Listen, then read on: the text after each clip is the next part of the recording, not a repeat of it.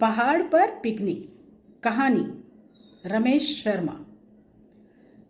इस बार सारे बच्चे मास्टर जी से पिकनिक पर जाने के लिए जिद करने लगे। मास्टर जी ने पूछा, तुम लोग कौन सी जगह पिकनिक पर जाना चाहते हो?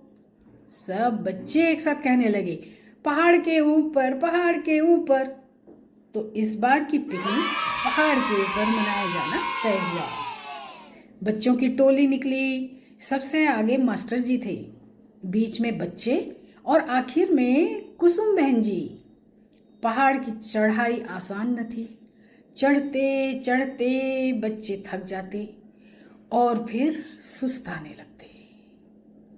मास्टर जी बच्चों को बताने लगे, जैसे जैसे हम ऊंचाई पर जाने लगते हैं ऑक्सीजन की मात्रा कम होने लगती है। मास्टर जी की ये बातें बच्चों ने गौर से सुनी। ऑक्सीजन की कमी से तो आदमी भी मर सकता है सर, एक बच्चा सवाल कर बैठा। हाँ, अगर ऑक्सीजन की कमी अधिक हो जाए तो आदमी बिल्कुल मर सकता है, मास्टर जी ने बच्चे की जिज्ञासा शांत करते हुए कहा। इस बीच चलते चलते कुछ बच्चे हाँफने लगे। उन्हें हाँफते देख सब लोग एक जगह बैठकर सुस्ताने लगे। पहाड़ पर पिकनिक मनाने का निर्णय तुम लोगों का ही था ना बच्चों? अभी तो हम आधे रास्ते तक ही पहुंचे हैं। मास्टर जी की ये बातें सुन कुछ बच्चे हिम्मत हारने लगे। मैं तो नहीं चढ़ पाऊंगा। सबसे पहले शोमेश की आवाज सुनाई पड़ी। इतना जल्दी हिम्मत हारने लगा? तू तो कहता है ना कि तुझे सैनिक बनकर देश की सेवा करनी है। कुसुम बहन जी ने शोमेश की हिम्मत बढ़ाते हुए उसकी पीठ पर हाथ फेरा। कुसुम बहन जी की बातें सुन बहुत से बच्चे चलने के लिए फिर से तैयार हो गए। सबकी देखा देखी शोमेश भी उनके साथ चल पड़ा। चलते चलते अचानक दूर की झाड़ी से भालू के दहाड़ने की आवाज सुनाई पड़ी। अचानक टोली में सन्नाटा छा गया। सब एक दूसरे से डरे हुए चेहरे को ताकने लगे। मास्टर जी ने सबको ढाढ़स बनाते हुए कहा, कुछ नहीं होगा, कुछ नहीं होगा, एकता में बड़ी ताकत होती है। भालू भी सबको एक साथ देखकर डर जाएगा। सब लोग एक दूसरे से सटकर एक साथ चलो। सब एक साथ चल पड़े। भालू भी अपने रास्ते कहीं दूसरी दिशा में निकल गया। जंगल बहुत बड़ा था, बहुत बड़ा। वे पिकनिक स्थल पर कब पहुंच गए पता ही नहीं चला। ऊपर एक जगह समतल ग्राउंड जैसा था। बच्चों ने अपनी दरियां बिछा ली।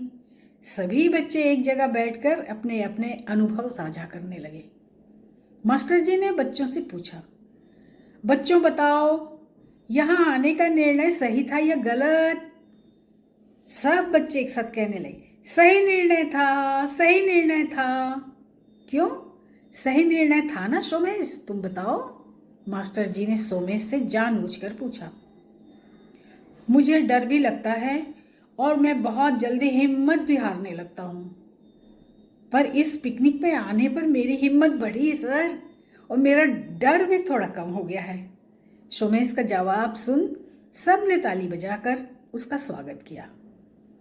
कुसुम बहन जी ने खड़े होकर बच्चों से कहा, और कोई ऐसी विशेष बात जो तुम कहना चाह रहे हो बच्चों?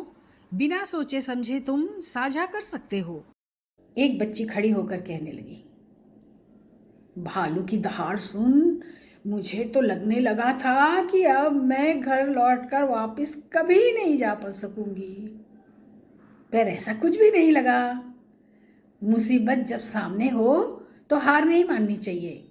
मास्टर जी की सूझबूझ और सीख ने आज हमें जीने की नई उम्मीद दी है। सभी बच्चे बातें सुनकर हर्ष की ध्वनि कर ताली बजाने लगे। मास्टर जी ने कहा, बच्चों, जब हम घर से निकलकर दुनिया का सामना करते हैं तभी मुसीबतों को समझ पाते हैं। छोटी छोटी मुसीबतों का सामना करना जब हम सीखेंगे तभी तो बड़ी मुसीबतों को जीवन में झेल सकेंगे। ताली बजाकर फिर से सबने मास्टर जी का अभिवादन किया। अंत में सबने अपना अपना टिफिन खोला और साझा करते हुए पिकनिक का आनंद लिया। सांझ घिरने के पहले ही सबने पहाड़ को अलविदा कहा। यह संगत इतनी सुखद थी कि पहाड़ से वापसी अब कठिन नहीं बल्कि आसान लग रही थी।